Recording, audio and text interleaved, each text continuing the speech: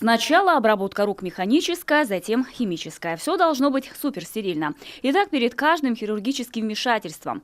Рабочий день операционной сестры начинается задолго до прихода хирургов. Необходимо подготовить инструменты, стол и все необходимое оборудование. Смотря какая операция, все зависит от операции. Если операция большая, у нас, соответственно, инструментов больше, подготовка идет больше.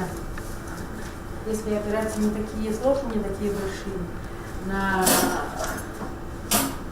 подготовку уходит меньше.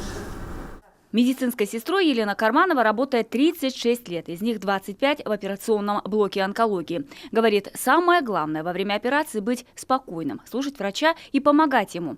Жизнь человека может спасти только профессиональная и слаженная работа в команде. В работе у нее все всегда горит. Мы даже, если внутри коллективно рассматривать, да, мы даже не понимаем, откуда у нее столько энергии и ресурсов для работы. Хотя мы более ее моложе, да, у нас нет такого, что такое стремление. Мы видим, как она относится к пациентам, мы видим, как она переживает за них,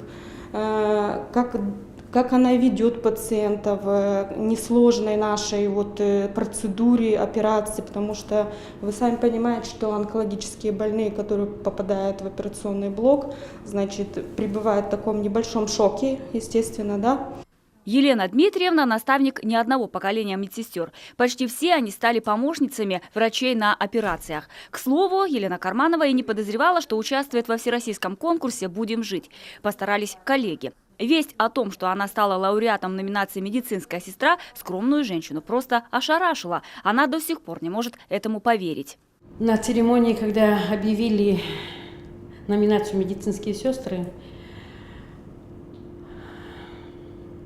вышла на сцену, мне хотелось, было такое состояние расплакаться, что это и, конечно, приятно, но... Расплакались? Почти. Коллеги Елену Дмитриевну из Москвы встретили очень тепло. Говорят, признание профессии на федеральном уровне – большая награда. Поздравления профессионал своего дела получает до сих пор, даже от неизвестных доброжелателей. Думаем, их число прибавится и после нашего репортажа. Анастасия Тюрина, Олег Юшков, телеканал Юрган, Сыктывкар.